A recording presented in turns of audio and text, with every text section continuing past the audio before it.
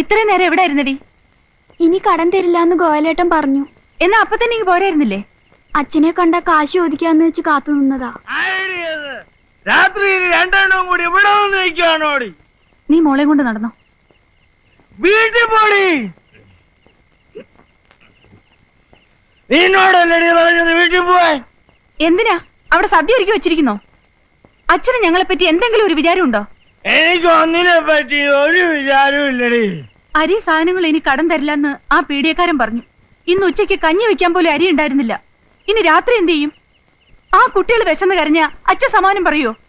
ഇതേ പ്രശ്നം തന്നെയാടി എനിക്കും. ഇനി ചാരായം കടം തരില്ല എന്ന് എന്നോടും പറഞ്ഞു ഷാപ്പുകാരൻ. എന്ത് പറഞ്ഞാലും തലേ കയറില്ല.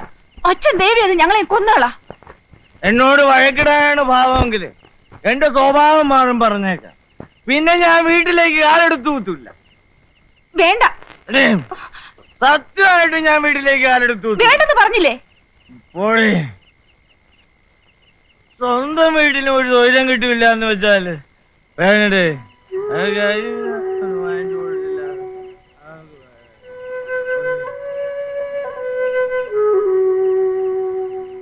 ഇവിടെ ആരും ഇല്ലേ? അതെ,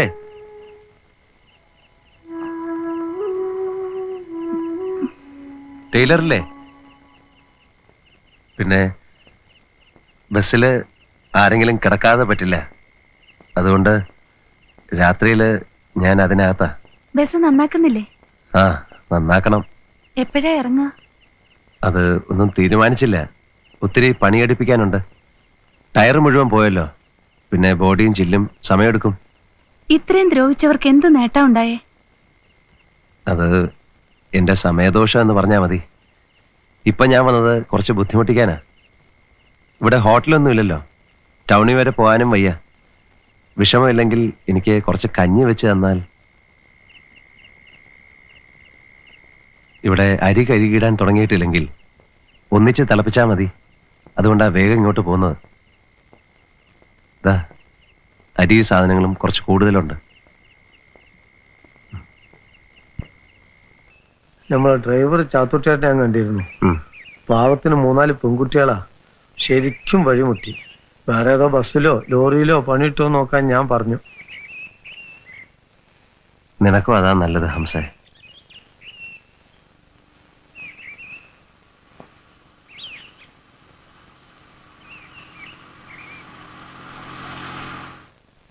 ഞാൻ ഓഫീസിലേക്ക് വരണമെന്ന് വിചാരിച്ചിരിക്കുകയായിരുന്നു. സമയം കിട്ടിക്കാണല്ലായിരിക്കും. പണം വാങ്ങാൻ വരാൻ സമയം ഉണ്ടായിരുന്നല്ലോ.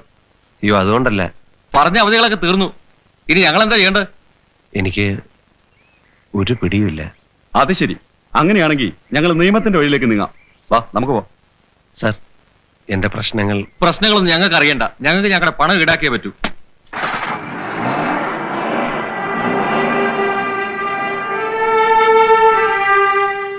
എപ്പോഴാ ജപ്തി? അല്ല, അവരുടെ വർത്തമാനം കേട്ടിട്ട് ഏറി 4-5 ദിവസം, അതിനപ്പുറം പോവില്ല. ഈ ജപ്തി എന്ന് പറഞ്ഞ ഇഞ്ചിൻ മറ്റു പ്രധാനപ്പെട്ട ഭാഗങ്ങൾ പ്രത്യേകം അഴിച്ചുകൊണ്ടു പോവുകയാണ് പതിവ്.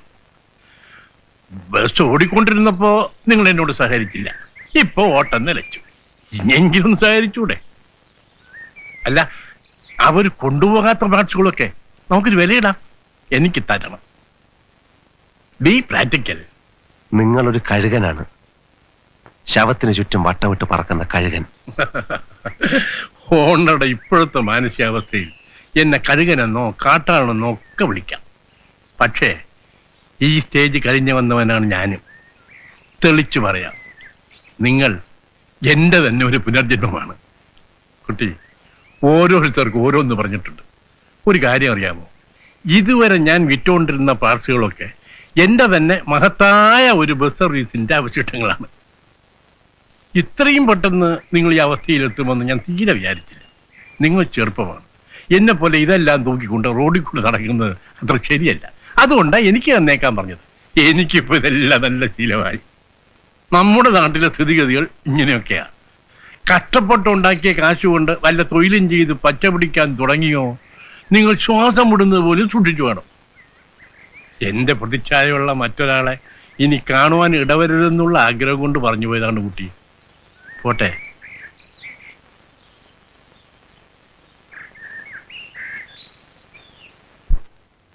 കാലത്തിന്റെ എല്ലാവിധ വെല്ലുവിളികളെയും അതിജീവിച്ചുകൊണ്ട് ഇവിടുത്തെ തൊഴിലാളി വർഗം വമ്പിച്ച ഒരു സംഘടിത ശക്തിയായി വളർന്നു കഴിഞ്ഞിരിക്കുകയാണ്.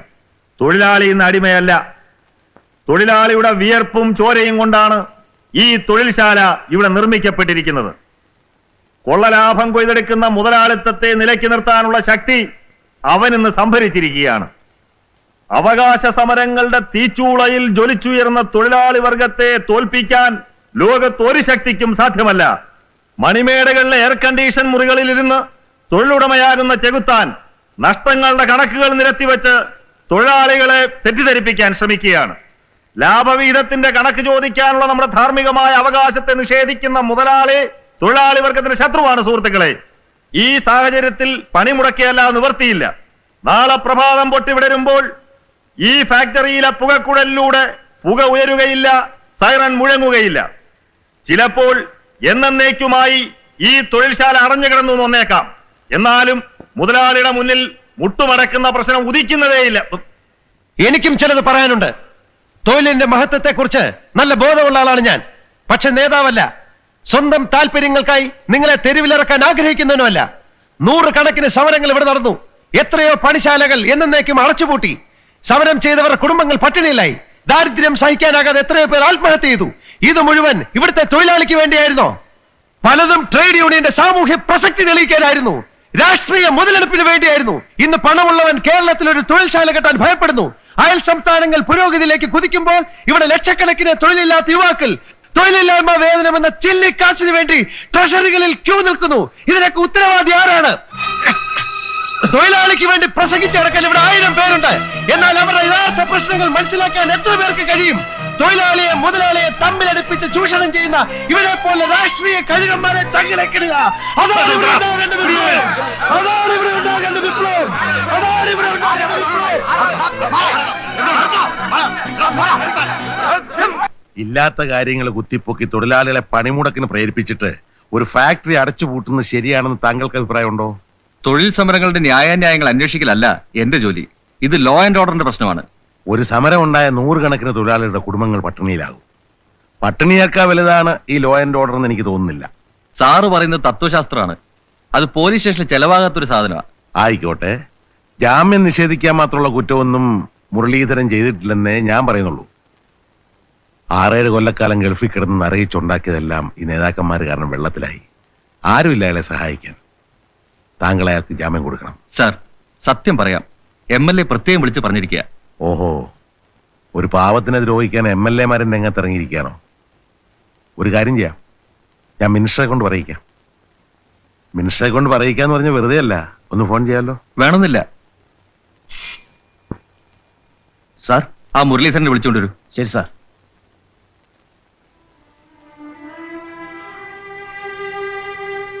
എനിക്ക് വേണ്ടി സാറ് വളരെയധികം ബുദ്ധിമുട്ടി.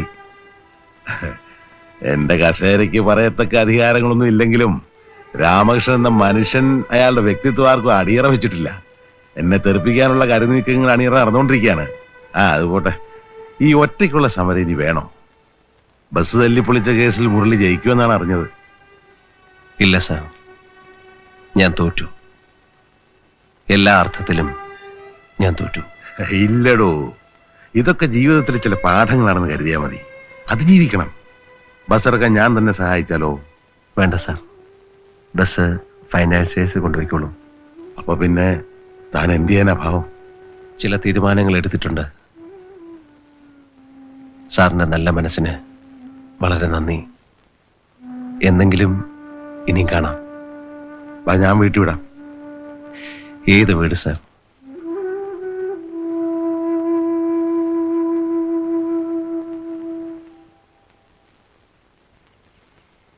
വേണ്ടായിരുന്നു. അല്ലാതെ തന്നെ ആവശ്യത്തിലേറെ പ്രശ്നങ്ങളുണ്ട്. അതിന്റെ കൂടെ ഇപ്പൊ പോലീസും ബഹളവും. ഇതൊന്നും വേണമെന്ന് വെച്ചിട്ട് ചെയ്യുന്നതല്ലോ. ആ ഫാക്ടറി പൂട്ടിക്കാനുള്ള അവന്റെ ആവേശം കണ്ടപ്പോ സഹിക്കാൻ കഴിഞ്ഞില്ല. ഏതായാലും അതിങ്ങനെ തീർന്ന ഭാഗ്യായി. അല്ല, ഇനി എന്താ തീരുമാനിച്ചിരിക്കുന്നത്? ബസ് ഇറക്കുന്നില്ലേ? ബസ് ഇറക്കുക എന്നൊക്കെ പറഞ്ഞാൽ ഒരുപാട് കാശ് വേണം. ടയറൊക്കെ മാറ്റണം, എഞ്ചിനും ബോഡിയും റിപ്പയർ ചെയ്യണം, ബസിന്റെ പുറത്തുള്ള കടം വീട്ടണം. രൂപ കുറച്ചൊന്നും പോരാ. 1-2 ദിവസമായി ഞാനൊരു കാര്യം പറയണമെന്ന് വിചാരിക്കുന്നു. എന്താ? ഈ വീടും പറമ്പും അച്ഛൻ നേരത്തെ എന്റെ പേർക്ക് എഴുതി വെച്ചതാ. ആരോടും കണക്ക് പറയേണ്ട കാര്യമില്ല. ഇത് പണയം വയ്ക്കുകയോ വിൽക്കുകയോ ചെയ്താ ബസ്സിറക്കാനുള്ള പണം കിട്ടില്ലേ? കാര്യമായിട്ട് പറയാ, ബസ് ഓടി തുടങ്ങിയ വീടും പറമ്പും തിരിച്ചെടുക്കാലോ. എന്നെ കുറിച്ച് ഓർത്ത് വിഷമിക്കണ്ട. അടുത്ത മാസം മുതല് പ്രസിലെ ജോലി സ്ഥിരാവും. പിന്നെന്താ? കഴിഞ്ഞതെല്ലാം നല്ലതിനു വേണ്ടിയായിരുന്നുവെന്ന് ഇപ്പോ തോന്നുന്നു. ഇങ്ങനെയൊക്കെ സംഭവിച്ചില്ലായിരുന്നെങ്കിൽ എനിക്ക് രമയെ മനസ്സിലാക്കാൻ കഴിയുമായിരുന്നു. പ്രതീക്ഷിച്ചവരിൽ നിന്ന് എനിക്കൊന്നും കിട്ടിയില്ല, സ്നേഹം പോലും. അവരുടെ കുറ്റമല്ലായിരിക്കാം. ഈ ബന്ധങ്ങൾ എന്നൊക്കെ പറയുന്നത് അച്ഛനമ്മമാർ ജീവിച്ചിരിക്കുന്നത് വരെ ഉള്ളൂ. അത് കഴിഞ്ഞാൽ എല്ലാം കഴിഞ്ഞു.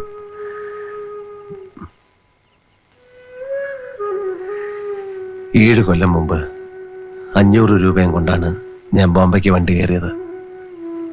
എനിക്കിപ്പോഴും അവിടെ കുറെ നല്ല സുഹൃത്തുക്കളുണ്ട്. ഞാൻ അവർക്ക് എഴുതിയിരുന്നു, ഒരു വിസ ഒപ്പിച്ചെടുക്കാൻ വലിയ പ്രയാസമൊന്നും ഉണ്ടാവില്ല. ആരോഗ്യവും അധ്വാനിക്കാൻ തയ്യാറുള്ളൊരു മനസ്സുള്ളപ്പോ ആരെ പേടിക്കാനാ? അപ്പോ പോകാൻ തീരുമാനിച്ചോ? ഞാൻ പഠിച്ച പാഠങ്ങൾ ഇനിയുള്ള എൻ്റെ ജീവിതത്തിന് വളരെയേറെ പ്രയോജനപ്പെടും. തെറ്റിപ്പോയ കണക്കുകളൊക്കെ തിരുത്താം. നഷ്ടങ്ങളൊന്നും സാരമില്ല. സന്തോഷിക്കാൻ എനിക്കിപ്പോ വലിയൊരു നേട്ടം ഉണ്ടായല്ലോ രമ.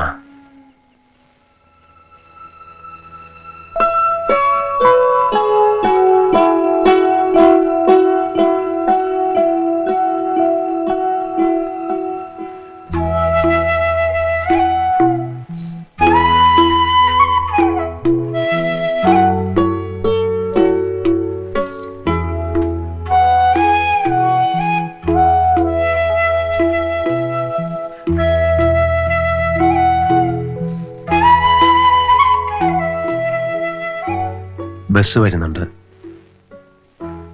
എത്തിയാൽ ഉടൻ എഴുതണം. എഴുതാം. സമയം കിട്ടുമ്പോഴെല്ലാം എഴുതാം.